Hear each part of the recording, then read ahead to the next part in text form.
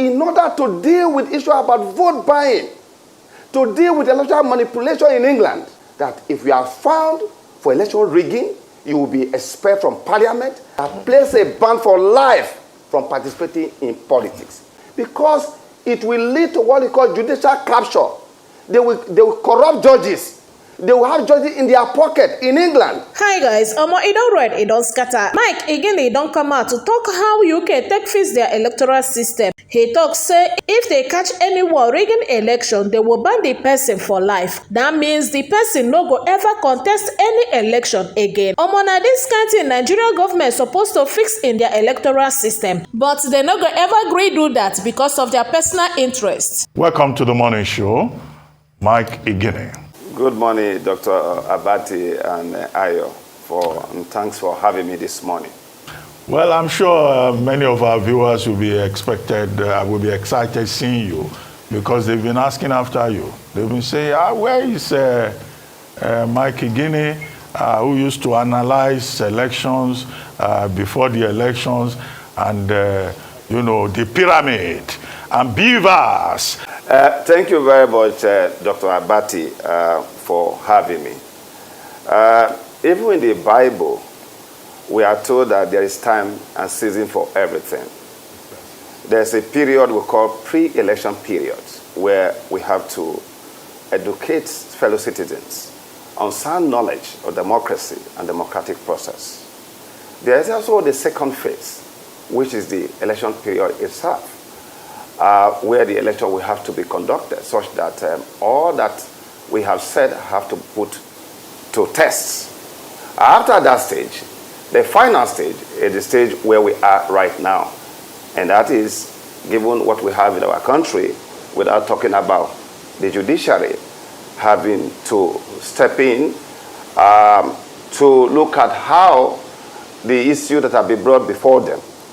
So, in this regard, where we are now is a period for the courts to look into the outcome of the elections. I want to say that in the next time of my life, there's life after this time, and I'm asked, what kind of profession would you want to be? I will proudly say that I want to be a lawyer. But this time around, or then, I would rather go to the bench so that I can make do what Karl Popper in his book, Open Society and Its Enemies, where I will wait for those whose action or inaction trying to undermine the integrity and public confidence in our institution.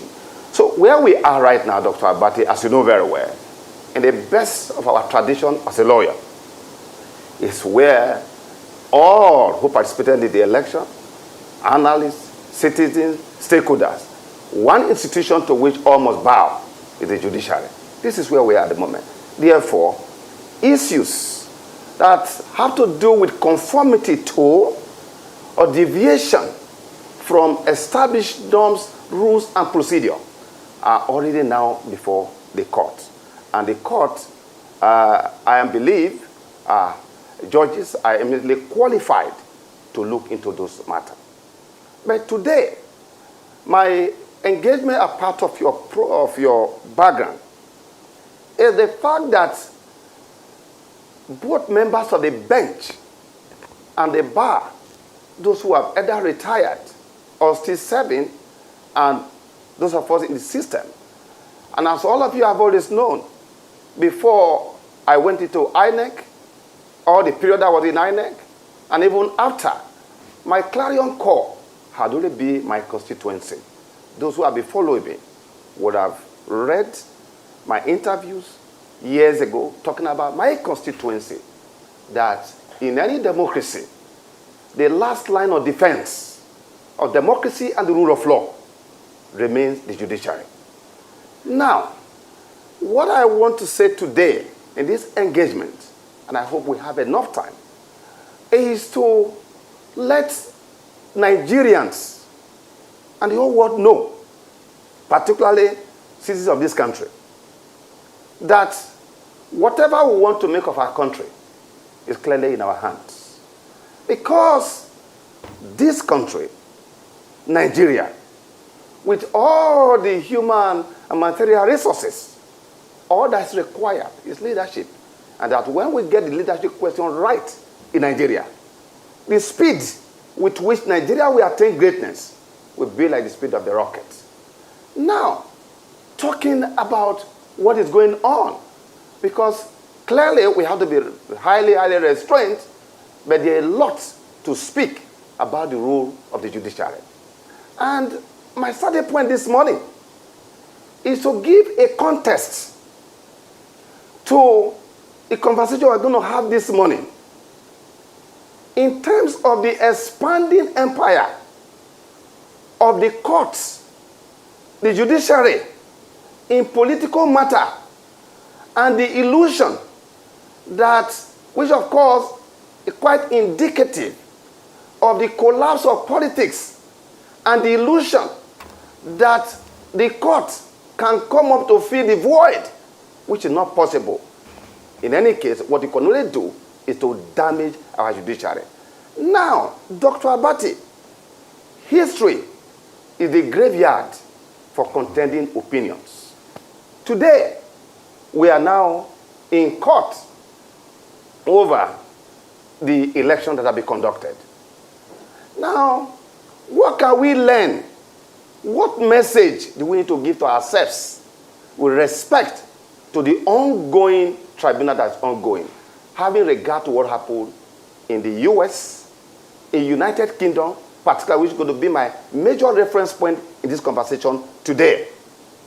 Dr. Abadi, should be noted by way of giving this background information that the United Kingdom, that today is one of the countries that all our people, they go to. In fact, after Nigeria, they go to the UK. It should be noted that even the UK that introduced Nigeria to election rigging for a period of 99 years, almost 100 years, there have been no post-election adjudication in the United Kingdom. Why? At the beginning of the practice of democracy in the 19th century, when election rigging, vote buying, because on record, electoral historians have documented, evidence showing clearly that the UK, America, Russia, Latin American countries, particularly the UK and US, were the most notorious countries for vote buying in the 19th century. And what did they do? At that time, the concern was that they were using landlords, they were using employers of labor, there was voter intimidation, and of course, vote buying. Election was not a one-day affair. Election was for several days. In order to deal with issues about vote buying, to deal with election manipulation in England, they reduced election to a day event by virtue of the 1832 Act. Now the question was, when there was fraud, manipulation, vote buying, what was the response? How was petition treated? Election petition, initially in England, was never entertained by the court of law. What was the reason? The reason was that if politicians in England could buy votes, could buy landlords, could buy employer labor to compel people to vote, that there was no way they would not do that in the judiciary. That would lead to the capture of the judiciary in England.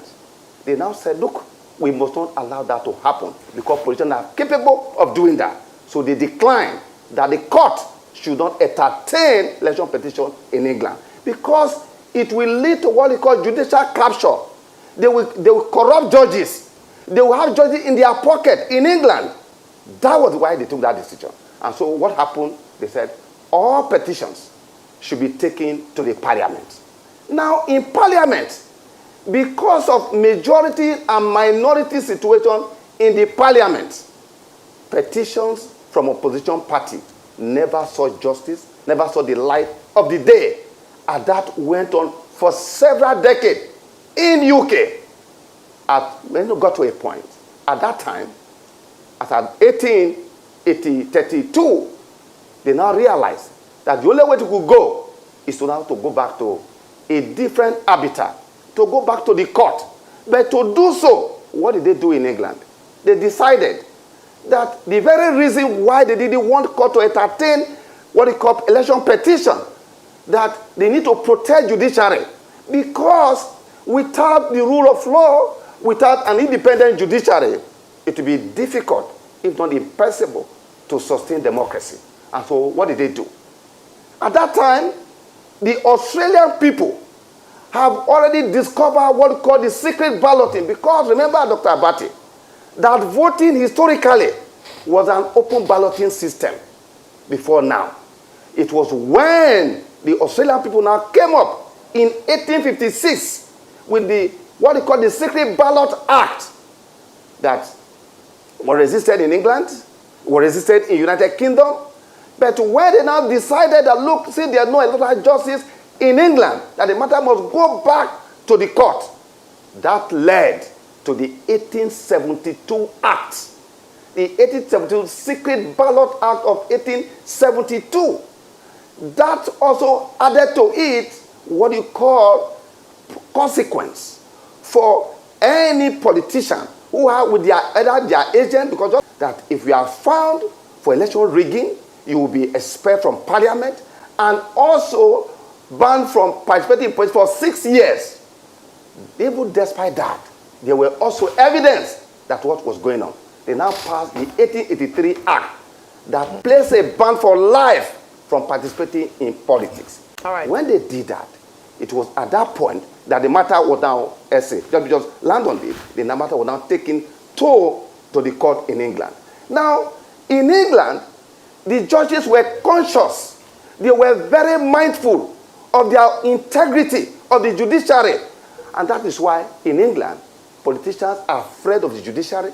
They are afraid of judges because the judiciary can never be a safe haven. So all matters that came to the court, they were so treated strictly to discourage people coming to the court so that people can return back to the polling way. That is why for a period of 99 years, there have been no post-election adjudication until 2010, when the Liberal Democrat brought a kind of when they came up and won the election and actually disrupted the process for a period of 99 years. So the question is, why is it that in our country we continue to go to the court with all the negative perception that is now surrounding our judiciary? So, all right, this is where we are. Igni.